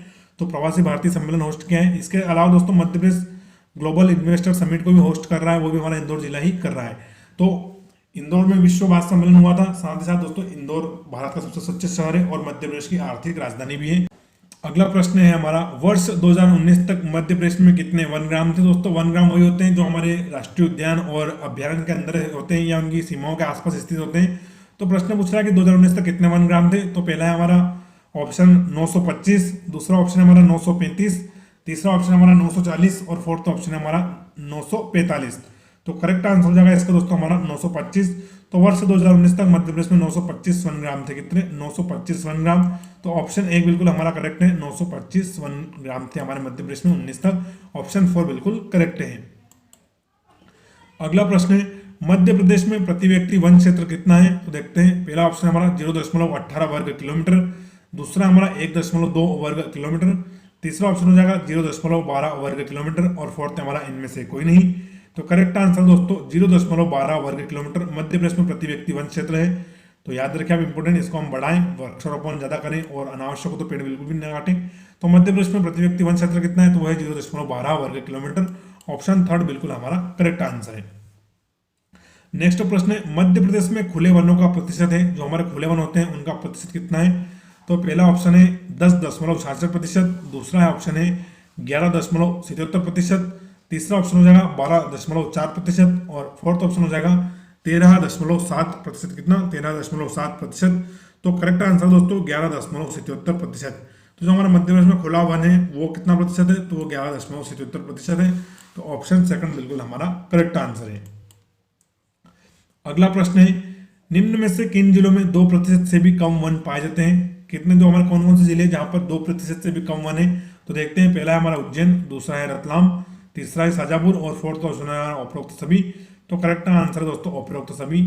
दोस्तों हमारे उज्जैन, रतलाम और शाजापुर जिले हैं, यहाँ पर 2% से भी वन कम है, या यूं कहूं मैं कि 1% से भी वन कम है इन जिलों में। तो उज्जैन, रतलाम और शाजापुर। तो करेक्ट आंसर हो जाएगा हमारा उपरोक्त सभी। अगला प्रश्न है हमारा, वर्ष 2018 के अनुसार मध्य प्रदेश में कुल कार्बन स्टॉक कितने मिलियन टन है? तो दोस्तों मध्य प्रदेश में कुल कार्बन स्टॉक है वो कितने मिलियन टन है? तो देखते हैं, पहला है हमारा, थोड़ा सिर्फ आगे का आंकड़े बोलूंगा मैं, 600 मिलियन टन, दूसरा है हमारा 695 मिलियन टन, तीसरा ऑप्शन है हमारा 550 मिलियन टन और फोर्थ है हमारा ऑप्शन 720 मिलियन टन। तो करेक्ट आंसर है इस प्रश्न का हमारा option second, 695.664 million ton Madhya Pradesh में कुल कार्बन स्टॉक है। तो ऑप्शन सेकंड बिल्कुल करेक्ट आंसर है। अगला प्रश्न है, प्रदेश में कितने वनग्राम राष्ट्रीय उद्यान एवं अभ्यारण्य में स्थित है? तो प्रश्न पूछ रहा है कि हमारे कितने वनग्राम हैं जो राष्ट्रीय उद्यान एवं अभ्यारण्यों के बीच में स्थित हैं? तो देखते हैं हम, टोटल हमारे 98, दूसरा ऑप्शन हो जाएगा हमारा 95, तीसरा ऑप्शन हमारा 102 और फोर्थ ऑप्शन है हमारा 105। तो करेक्ट आंसर है दोस्तों इसका हमारे 98। तो दोस्तों मध्य प्रदेश में 98 वनग्राम ऐसे हैं जो राष्ट्रीय उद्यान और अभ्यारण्यों के बीच में स्थित हैं। टोटल हमारे पास वनग्राम कितने, तो वो 925 है, कितने 925, लेकिन उसमें से जो हमारे राष्ट्रीय उद्यान और अभ्यारण्य में कितने, तो वो हमारे 98 है, बाकी उसके आसपास है। तो प्रश्न इस प्रकार से आ जाए कि मध्य प्रदेश में कुल कितने वनग्राम है, तो करेक्ट आंसर रहेगा 925। और प्रश्न इस प्रकार से आ जाए कि मध्य प्रदेश में कितने वन ग्राम राष्ट्रीय उद्यान और अभ्यारण्यों में स्थित है, तो करेक्ट आंसर रहेगा हमारा 98। दोनों में आप कंफ्यूज बिल्कुल भी ना हो। अगला प्रश्न है, मध्य प्रदेश शासन द्वारा प्रथम वन नीति 1952 के कितने वर्षों के बाद दूसरी वन नीति घोषित की गई। फिर से प्रश्न रिपीट कर रहा हूं, मध्य प्रदेश शासन द्वारा प्रथम वन नीति 1952 के कितने वर्षों बाद दूसरी वन नीति घोषित की गई। तो देखते हैं, पहला ऑप्शन 55 वर्ष बाद, दूसरा ऑप्शन हमारा 50 वर्ष बाद, तीसरा ऑप्शन हमारा 57 वर्ष बाद और फोर्थ हमारा 53 वर्ष बाद। तो करेक्ट आंसर है इसका हमारा 50 वर्ष बाद। तो दोस्तों जो हमारी दूसरी वन नीति थी वो 1952 के 50 वर्ष बाद हमने जारी करी थी। तो ऑप्शन सेकंड बिल्कुल करेक्ट आंसर है। अगला प्रश्न है, मध्य प्रदेश सरकार द्वारा काम्पिस्ट स्वच्छता पर्यावरण मित्र सम्मान 2019 किसे दिया गया। तो ये काम्पिस्ट स्वच्छता पर्यावरण मित्र सम्मान 2019 किसको दिया गया। देखते हैं, पहला ऑप्शन रामचंद्र दांगी को, दूसरा ऑप्शन हमारा चंद्र बहादुर सिंह दांगी को, तीसरा ऑप्शन हमारा कल्याण सिंह दांगी को और फोर्थ हमारा इनमें से कोई नहीं। क्या है, इनमें से कोई नहीं।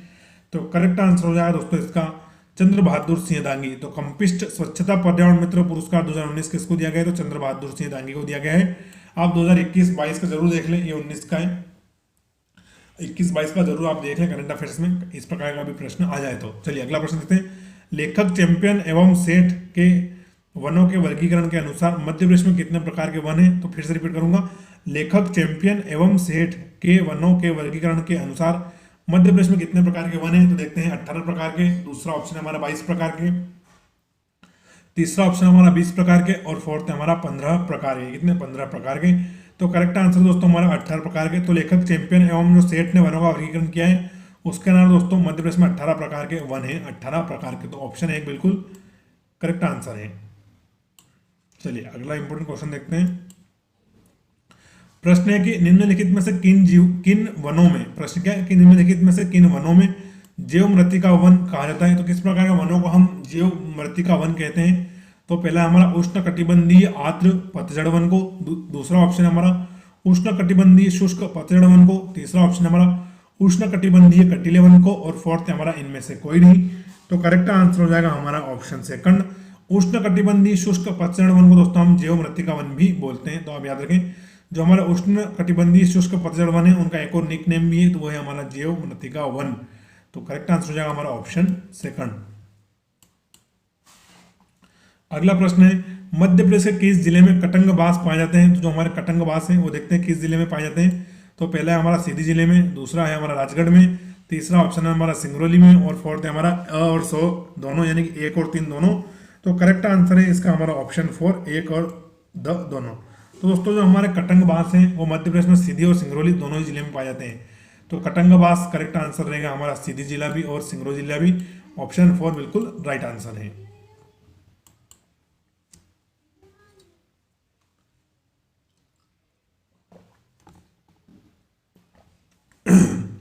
अगला प्रश्न है, प्रदेश में बांस उत्पादन बिक्री का प्रथम सरकारी डिपो कहाँ खोला गया। दोस्तों मैंने आपको जैसे बताया ही कि बांस संबंधित जो भी कार्य है वो हमारे इंदौर जिला ही कर रहा है। तो प्रदेश में बांस उत्पादन बिक्री का प्रथम सरकारी डिपो कहाँ है। तो पहला है हमारा भोपाल, दूसरा है रायसेन, तीसरा है इंदौर और फोर्थ हमारा छिंदवाड़ा। तो करेक्ट आंसर में हमारा इंदौर ही रहेगा। बांस शोरूम की बात कर ले, बांस उत्पादन बिक्री की बात कर ले, बांस उत्सव की बात कर ले, तो सभी में इंदौर जिला ही है। तो करेक्ट आंसर है हमारा ऑप्शन 3। अगला प्रश्न है, लघु वनोपज संघ द्वारा एकलव्य शिक्षा विकास योजना कब प्रारंभ की गई। तो दोस्तों हमारा जो लघु वनोपज संघ है इसके द्वारा एकलव्य शिक्षा विकास योजना कब प्रारंभ की गई। तो देखते हैं, पहला ऑप्शन है मई 2011 में, दूसरा ऑप्शन हो जाएगा अगस्त 2014 में, तीसरा ऑप्शन हमारा जून 2013 में और फोर्थ ऑप्शन हमारा नवंबर 2010 में। कब, नवंबर 2010 में। तो करेक्ट आंसर दोस्तों ऑप्शन 4 ही हमारा एकलव्य शिक्षा विकास योजना नवंबर 2010 में प्रारंभ की गई थी। ऑप्शन 4 बिल्कुल हमारा करेक्ट है। और लागू किसने किया था, इसको प्रारंभ किसने किया था, तो हमारे लघु वनोपज संघ ने। अगला प्रश्न है, निम्नलिखित में से मध्य प्रदेश की प्रमुख वन संपदा है। तो देखते हैं, पहला साल, दूसरा है हमारा बांस, तीसरा है सागौन और फोर्थ हमारा उपरोक्त सभी। तो करेक्ट आंसर हो जाएगा दोस्तों हमारा उपरोक्त सभी। तो साल, बांस और सागौन हमारे मध्य प्रदेश की प्रमुख वन संपदा है। तो करेक्ट आंसर हो जाएगा हमारा उपरोक्त सभी, ऑप्शन 4 बिल्कुल राइट है। अगला प्रश्न है, देश में लाख उत्पादन में प्रदेश का स्थान कौन सा है। दोस्तों, हम लाख उत्पादन करते हैं उसमें प्रदेश का स्थान देखते हैं। तो पहला ऑप्शन हमारा दूसरा, दूसरा ऑप्शन हमारा तीसरा, तीसरा ऑप्शन हमारा चौथा और फोर्थ ऑप्शन हमारा पांचवा। तो करेक्ट आंसर हो जाएगा ऑप्शन 1 यानी दूसरा। तो दोस्तों, लाख उत्पादन में मध्य प्रदेश का दूसरा स्थान है। कौन सा स्थान है? दूसरा स्थान। तो ऑप्शन 1 बिल्कुल हमारा करेक्ट आंसर है। अगला प्रश्न है, मध्य प्रदेश लोक वानिकी अधिनियम 2001 के अनुसार प्रदेश के किन जिलों में किसान संघ का गठन किया गया। फिर से रिपीट कर रहा हूं, मध्य प्रदेश लोक वानिकी अधिनियम 2001 के अनुसार प्रदेश के किन जिलों में किसान संघ का गठन किया गया। तो देखते हैं, पहला ऑप्शन हमारा सीधी जिले में, दूसरा है देवास में, तीसरा है दमोह में और फोर्थ ऑप्शन हो जाएगा हमारा उपरोक्त सभी में। तो इसका करेक्ट आंसर है उपरोक्त सभी में। तो किसान संघ की स्थापना दोस्तों सीधी, देवास और दमोह तीनों ही जिलों में की गई थी। तो ऑप्शन 4 बिल्कुल हमारा करेक्ट है। यहाँ पर एक प्रश्न और आ जाता, स्लाइड खाली दी गई।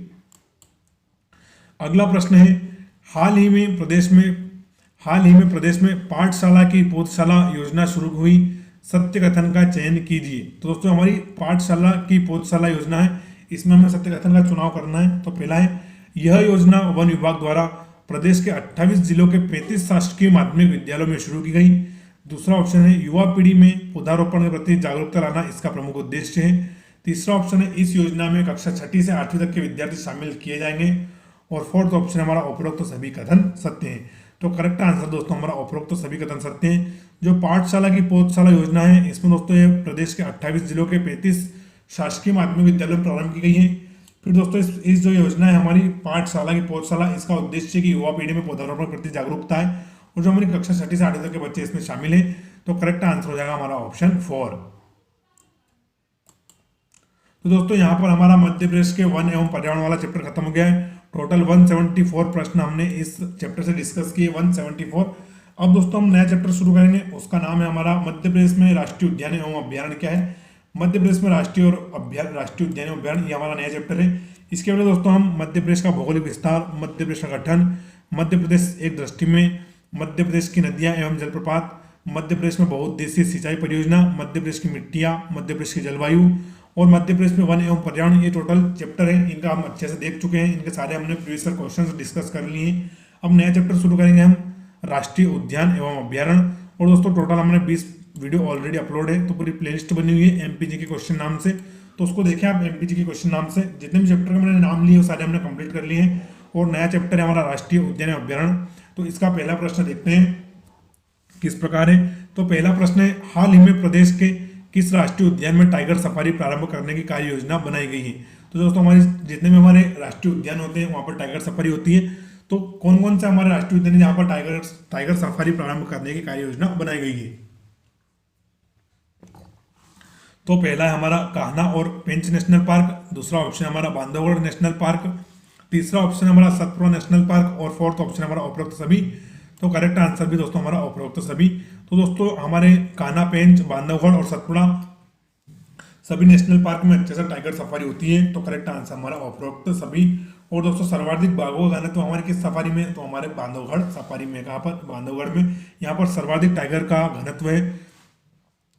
और दोस्तों, आपको अच्छे से साइटिंग करनी हो तो आप कान्हा जरूर जाएं, कान्हा में आपको आराम से टाइगर की साइटिंग हो जाती है। तो ऑप्शन 4 इसका हमारा करेक्ट आंसर है। अगला प्रश्न है, मध्य प्रदेश के किस राष्ट्रीय उद्यान में हाल ही में जू मान्यता दिवस का आयोजन किया गया। तो इसका जू मान्यता यानी चिड़ियाघर मान्यता दिवस का आयोजन किया गया। तो पहला है हमारा सतपुड़ा, दूसरा है वन विहार, तीसरा ऑप्शन है हमारा संजय गांधी और फोर्थ है हमारा कान्हा किसली। तो करेक्ट आंसर दोस्तों हमारा वन विहार। तो दोस्तों, पूरे भारत का एकलौता वन विहार राष्ट्रीय उद्यान ऐसा है जो कि थोड़ा जू टाइप है। दोस्तों, जो हमारा वन विहार राष्ट्रीय उद्यान है, यहाँ पर पूरे मध्य प्रदेश से जितने भी घायल हो जाते हैं, जिनको शिकारी घायल कर देते हैं, ये जो भी जानवर आपसी लड़ाई में घायल हो जाते हैं, उनको वन विहार में लाया जाता है। ये एक रेस्क्यू सेंटर भी है, यहाँ पर उनका अच्छे से उपचार किया जाता है, फिर उनको छोड़ देते हैं। तो दोस्तों, वन विहार जो हमारा राष्ट्रीय उद्यान है, ये जू प्लस क्या है, राष्ट्रीय उद्यान है। यहाँ पर एक जू भी है जहाँ पर बाड़ों में जानवर रखे जाते हैं और खुले में भी रखे जाते हैं। तो मध्य प्रदेश किस राष्ट्रीय उद्यान में हाल ही में जू मान्यता दिवस मनाया गया, तो हमारे वन विहार में मनाया गया। और दोस्तों, वन विहार राष्ट्रीय उद्यान भोपाल के बीचों बीच बड़े तालाब के किनारे पर स्थित है। बहुत ही अच्छा स्थान है, जब भी आप भोपाल जाएं तो इसको जरूर देखें। चलिए अगला प्रश्न देखते हैं हम। टाइगर डे यानी कि बाघ दिवस कब मनाया जाता है। बाघ दिवस, तो पहला ऑप्शन है हमारा 26 जुलाई, दूसरा ऑप्शन है हमारा 29 अगस्त, तीसरा है हमारा 29 जुलाई और फोर्थ है हमारा 26 अगस्त। तो करेक्ट आंसर है दोस्तों ऑप्शन थर्ड 29 जुलाई को। तो प्रत्येक वर्ष हम टाइगर दिवस मनाते हैं 29 जुलाई को। कब बाघ दिवस हम कब मना रहे हैं? तो 29 जुलाई को मना रहे हैं। तो ऑप्शन थर्ड बिल्कुल करेक्ट है। और दोस्तों मध्य प्रदेश में टोटल बाघों की संख्या कितनी है? तो है 526। जो हमारी लेटेस्ट टाइगरों की गणना हुई है उसमें टोटल मध्य प्रदेश में 526 बाघ हमारे रिकॉर्ड किए गए हैं। तो याद है प्रश्न पूछ लें कि मध्य प्रदेश में कुल बाघों की संख्या कितनी है? तो 526 है। और बाघ दिवस कब मना रहे हैं? तो हम 29 जुलाई को मना रहे हैं। अगला प्रश्न है मध्य प्रदेश के किस विभाग को लोनली प्लेनेट समूह द्वारा सर्वश्रेष्ठ वन्य जीव अवार्ड प्रदान किया गया? तो हमारा कौन सा विभाग है जिसको लोनली प्लेनेट द्वारा सर्वश्रेष्ठ वन्य जीव अवार्ड दिया गया? तो देखते हैं। पहला है मध्य प्रदेश का संस्कृति विभाग, दूसरा है मध्य प्रदेश का वन विभाग, तीसरा है इनमें से कोई नहीं, और फोर्थ है हमारा मध्य प्रदेश का पर्यटन विभाग। तो करेक्ट आंसर दोस्तों ऑप्शन 4 मध्य प्रदेश के पर्यटन विभाग को सर्वश्रेष्ठ वन्य जीव अवार्ड प्रदान किया गया। तो ऑप्शन 4 बिल्कुल हमारा करेक्ट आंसर है। अगला प्रश्न है भारत में प्रोजेक्ट टाइगर के जन्मदाता कौन है? दोस्तों बहुत ही महत्वपूर्ण प्रश्न है कि भारत में प्रोजेक्ट टाइगर चला था 1972-73 में, इसके जन्मदाता कौन है? तो पहला है हमारा गैरी मैनफोर्ड, दूसरा ऑप्शन है हमारा सुंदरलाल बहुगुणा, तीसरा ऑप्शन है हमारा कैलाश सांखला जी, और फोर्थ है हमारा राजेंद्र पचौरी। तो करेक्ट आंसर हो जाएगा दोस्तों कैलाश सांखला। दोस्तों इसलिए इनको जो हमारे कैलाश सांखला जी हैं इनको हम टाइगर मैन ऑफ इंडिया भी बोलते हैं। तो प्रोजेक्ट टाइगर का जन्मदाता कौन है? तो हमारे कैलाश सांखला है। तो ऑप्शन थर्ड बिल्कुल हमारा करेक्ट आंसर है। अगला प्रश्न है प्रदेश के सभी टाइगर प्रोजेक्ट में टाइगर फाउंडेशन सोसाइटी की स्थापना कब की गई? तो दोस्तों हमारे प्रदेश में जितने भी टाइगर प्रोजेक्ट चल रहे हैं उसमें टाइगर फाउंडेशन सोसाइटी की स्थापना कब की गई? तो पहला है वर्ष 1998 में, दूसरा ऑप्शन है वर्ष 1995 में, तीसरा हमारा वर्ष 1996 में, और फोर्थ है हमारा वर्ष 1997 में। तो करेक्ट आंसर है वर्ष 1997 में। तो दोस्तों टाइगर फाउंडेशन सोसाइटी की स्थापना हमने कब करी थी? तो वर्ष 1997, यानी कि ऑप्शन 4 बिल्कुल हमारा करेक्ट आंसर है, ऑप्शन 4। अगला प्रश्न है मध्य प्रदेश में पपीहा जैसा दिखने वाला कौन सा शिकारी पक्षी सर्वाधिक मात्रा में पाया जाता है? तो दोस्तों पपीहा जैसा दिखता है और शिकारी पक्षी है। तो पहला है फूलचुकी, दूसरा है हमारा थिकरा पक्षी, तीसरा है चीतल, और फोर्थ है हमारा सांभर। तो करेक्ट आंसर हो जाएगा इसका हमारा ऑप्शन सेकंड थिकरा पक्षी। अच्छा चीतल और सांभर में क्या पक्षी होते हैं? अगर आपको पता हो तो मुझे जरूर बताएं। चीतल और सांभर दोनों जानवर दोस्तों, पक्षी नहीं है। तो मध्य प्रदेश में पपीहा जैसा दिखने वाला शिकारी पक्षी कौन है? तो है हमारा थिकरा पक्षी। ऑप्शन सेकंड बिल्कुल करेक्ट है, ऑप्शन सेकंड। नेक्स्ट प्रश्न है भारत का कौन सा राज्य जहां सर्वप्रथम वनों में शिकार करने पर प्रतिबंध लगाया गया था? तो पहला हमारा मध्य प्रदेश, दूसरा ऑप्शन है गुजरात, तीसरा है राजस्थान, और फोर्थ है हरियाणा। तो करेक्ट आंसर दोस्तों मध्य प्रदेश राज्य जहां पर सर्वप्रथम वनों में शिकार पर प्रतिबंध लगाया गया था। तो ऑप्शन 1 बिल्कुल हमारा करेक्ट आंसर हो जाएगा। अगला प्रश्न है मध्य प्रदेश में कुल कितने राष्ट्रीय उद्यान एवं अभ्यारण्य प्रोजेक्ट टाइगर के अंतर्गत सम्मिलित हैं? दोस्तों तो प्रश्न पूछेगा हमारे कितने राष्ट्रीय उद्यान और अभ्यारण्य जो कि प्रोजेक्ट टाइगर में सम्मिलित हैं? तो पहला है हमारा 7, दूसरा ऑप्शन है 6, तीसरा ऑप्शन है हमारा 8, और चौथा ऑप्शन है हमारा 9। तो करेक्ट आंसर हो जाएगा टोटल 7। तो दोस्तों मध्य प्रदेश के टोटल 7 राष्ट्रीय उद्यान और अभ्यारण्य हैं जो कि प्रोजेक्ट टाइगर में सम्मिलित हैं। टोटल दोस्तों मध्य प्रदेश में 11 राष्ट्रीय उद्यान है। कितने? 11 राष्ट्रीय उद्यान है, जिसमें से 7 राष्ट्रीय उद्यान और अभ्यारण्य हमारे प्रोजेक्ट टाइगर में सम्मिलित हैं। तो ऑप्शन 1 बिल्कुल करेक्ट आंसर है। अगला प्रश्न है कान्हा किसली राष्ट्रीय उद्यान को किस वर्ष वन आरक्षित क्षेत्र घोषित किया गया? तो दोस्तों मध्य प्रदेश का सर्वाधिक प्राचीन राष्ट्रीय उद्यान में हमारा कान्हा किसली है। सबसे पहले मध्य प्रदेश में कान्हा किसली राष्ट्रीय उद्यान ही बना था। और दोस्तों यहाँ पर जो पाया जाता है बारहसिंगा ब्रेडरी प्रजाति का, वो मध्य प्रदेश का क्या है? राजकीय पशु भी है। और दोस्तों मध्य प्रदेश से एकमात्र ऐसा राष्ट्रीय उद्यान है जिसका मस्कट भी है, शुभंकर भी है, और वो है भूर सिंह। क्या है? भूर सिंह, जो कि एक बारहसिंगा है। तो प्रश्न है कि कान्हा किसली राष्ट्रीय उद्यान को किस वर्ष वन आरक्षित क्षेत्र घोषित किया गया? तो पहला है हमारा ऑप्शन 1885, दूसरा है 1879, तीसरा ऑप्शन है हमारा 1865, और फोर्थ है हमारा 1889। तो करेक्ट आंसर हो जाएगा 1879 में। तो कान्हा किसली राष्ट्रीय उद्यान को वन आरक्षित क्षेत्र 1879 में घोषित किया गया था। ऑप्शन सेकंड बिल्कुल करेक्ट है। अगला प्रश्न है प्रदेश के किन जिलों में कान्हा किसली राष्ट्रीय उद्यान विस्तृत है? तो पहला है हमारा मंडला जिले में, दूसरा ऑप्शन है अ और स, तीसरा है हमारा बालाघाट में, और फोर्थ ऑप्शन हो जाएगा हमारा छिंदवाड़ा में। तो करेक्ट आंसर दोस्तों ऑप्शन सेकंड। जो हमारा कान्हा किसली राष्ट्रीय उद्यान है दोस्तों, इसका विस्तार मंडला और बालाघाट जिलों दोनों में है, लेकिन मेनली इसका विस्तार मंडला घाट में, कहाँ पर? मंडला जिले में। लेकिन जो प्रश्न है बोल रहा है कि कान्हा किसली राष्ट्रीय उद्यान का विस्तृत है, तो ये हमारे मंडला और बालाघाट दोनों जिले में है। तो ऑप्शन सेकंड बिल्कुल करेक्ट आंसर हो जाएगा। अगला प्रश्न है प्रदेश में स्थित कौन सा राष्ट्रीय उद्यान वर्ष 1897-1910 तक अंग्रेजों का शिकार स्थल रहा। तो दोस्तों हमारा कौन सा राष्ट्रीय उद्यान था जो 1897 से लगाकर 1910 तक अंग्रेजों का शिकार स्थल था? तो पहला है हमारा कान्हा किसली, दूसरा है संजय गांधी, तीसरा है हमारा पन्ना राष्ट्रीय उद्यान और फोर्थ है हमारा सतपुड़ा राष्ट्रीय उद्यान। क्या है? सतपुड़ा राष्ट्रीय उद्यान। तो दोस्तों करेक्ट आंसर हो जाएगा इसका हमारा ऑप्शन ए कान्हा किसली। तो दोस्तों कान्हा किसली को अंग्रेजों ने अपना शिकार स्थल बना रखा था, यहाँ आराम से ही जंगली जीवों को मारते थे, उनका शिकार करते थे। तो ऑप्शन ए बिल्कुल हमारा करेक्ट आंसर हो जाएगा। नेक्स्ट प्रश्न है, प्रसिद्ध वन्यजीव विशेषज्ञ जॉर्ज स्कालर ने प्रदेश में स्थित किस राष्ट्रीय उद्यान में वन्यजीव संरक्षण पर कार्य किया है? तो दोस्तों प्रसिद्ध वन्यजीव विशेषज्ञ थे जिनका नाम था जॉर्ज स्कालर। तो इन्होंने प्रदेश के किस राष्ट्रीय उद्यान में कार्य किया है? तो देखते हैं, पहला हम माधव राष्ट्रीय उद्यान में, दूसरा हमारा इनमें से कोई नहीं, तीसरा ऑप्शन है पन्ना राष्ट्रीय उद्यान और फोर्थ ऑप्शन है हमारा कान्हा किसली राष्ट्रीय उद्यान। कौन सा? कान्हा किसली राष्ट्रीय उद्यान। तो करेक्ट आंसर भी हमारा कान्हा किसली राष्ट्रीय उद्यान ही है दोस्तों। यहाँ पर प्रसिद्ध वन्यजीव विशेषज्ञ जॉर्ज स्कालर ने काम किया है और उन्होंने यहाँ पर वन्यजीव संरक्षण के ऊपर अपनी रिसर्च वगैरह करी होगी। तो ऑप्शन 4 बिल्कुल हमारा करेक्ट आंसर है। अगला प्रश्न है, ब्रांडेर ने अपनी पुस्तक wild animal in central India में किस घाटी का वर्णन किया है? तो दोस्तों ब्रांडेर, इसका लेखक का नाम है, लेखक ब्रांडेर महोदय थे। इन्होंने पुस्तक लिखी जिसका नाम है wild animal in central India. तो इसमें इन्होंने किसका वर्णन किया है? तो पहला है हमारा हालो घाटी का, दूसरा है सोन घाटी का, तीसरा ऑप्शन है हमारा बंजर घाटी का और फोर्थ है हमारा अ और ब दोनों, यानी कि ए और बी दोनों करेक्ट आंसर है। तो इसका करेक्ट आंसर हो जाएगा हमारा ऑप्शन 3। दोस्तों जो हमारे ब्रांडेर महोदय थे इन्होंने बंजर घाटी का वर्णन किया है, पुस्तक का नाम याद रखा है wild animal in central India.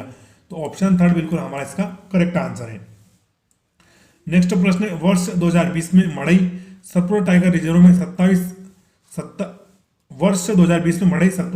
में 27 अगस्त कितने दिवसीय हाथी उत्सव का शुभारंभ हुआ था? तो देखते हैं हम, 3 दिवसीय कार्यक्रम था, दूसरा ऑप्शन है 5 दिवसीय, तीसरा ऑप्शन है 7 दिवसीय और फोर्थ ऑप्शन है हमारा 9 दिवसीय। तो करेक्ट आंसर दोस्तों 7 दिवसीय। तो जो हमारा सतपुड़ा टाइगर रिजर्व है दोस्तों, यहाँ पर 7 दिवसीय हाथी उत्सव का हमने शुभारंभ किया था। अच्छा दोस्तों, इनमें टाइगर रिजर्व में हमें हाथियों की आवश्यकता क्यों पड़ती है? तो दोस्तों हाथी हमें टाइगर रेस्क्यू के लिए चाहिए, कभी कभी टाइगर आदमखोर हो जाते हैं तो उनका रेस्क्यू करने के लिए दोस्तों जो हमारे हाथी होते हैं अपनी बहुत ज़्यादा महत्वपूर्ण भूमिका निभाते हैं। साथ दोस्तों हाथियों पर बैठकर हाथी सफारी भी की जाती है और इन पर जो हमारे वन रक्षक होते हैं वो बैठकर जंगलों की पेट्रोलिंग भी करते हैं। तो दोस्तों फॉरेस्ट में हाथियों का भी बहुत ही महत्वपूर्ण योगदान है। तो हमारा जो सतपुड़ा टाइगर रिजर्व है यहाँ पर 7 दिवसीय हाथी उत्सव का शुभारंभ किया गया था। तो करेक्ट आंसर हो जाएगा हमारा ऑप्शन 3। दोस्तों आज का हम सेकंड लास्ट क्वेश्चन देख रहे हैं, प्रदेश में मयूर अभ्यारण्य कहाँ प्रस्तावित है, यानी कि मोर अभ्यारण्य। तो पहला हमारा सिलवानी रायसेन में, दूसरा हमारा अलीराजपुर में, तीसरा ऑप्शन है खंडवा में और फोर्थ ऑप्शन हमारा मेघनगर झाबुआ में। तो करेक्ट आंसर है दोस्तों मेघनगर झाबुआ में। तो जो हमारा मेघनगर झाबुआ है यहाँ पर मयूर अभ्यारण्य प्रस्तावित है। तो ऑप्शन 4 बिल्कुल करेक्ट है। चलिए लास्ट क्वेश्चन देखते हैं, बगदरा अभ्यारण्य प्रदेश के किस जिले में? कौन सा बगदरा अभ्यारण्य? तो पहला ऑप्शन है सीधी जिला, दूसरा ऑप्शन है खंडवा जिला, तीसरा है रीवा जिला और फोर्थ है हमारा अलीराजपुर जिला। तो करेक्ट आंसर हो जाएगा दोस्तों सीधी जिले में। तो जो हमारा बगदरा अभ्यारण्य है ये सीधी जिले में, कहाँ पर? सीधी जिले में। तो ऑप्शन 1 बिल्कुल हमारा करेक्ट आंसर हो जाएगा ऑप्शन 1। तो दोस्तों आज का वीडियो हमारा यहीं तक था। आशा करता हूँ कि आपने वीडियो को पूरा देखा होगा। वीडियो को अपने अधिक से अधिक दोस्तों के साथ शेयर कर दें। आपको जितने भी व्हाट्सएप पे स्टडी ग्रुप है वहाँ पर प्लीज़ आप वीडियो को जरूर शेयर करें और अगर चैनल पर नए हो तो चैनल को सब्सक्राइब जरूर कर लें और अपने दोस्तों से भी करवाएं। साथ ही आपको वीडियो कैसा लगा कभी मुझे आप कमेंट करके बता सकते हैं। आपका कोई भी सुझाव हो या कोई सजेशन हो तो भी आप हमें कमेंट में दे सकते हैं। तो दोस्तों वीडियो पूरा देखने के लिए थैंक यू। जय हिंद।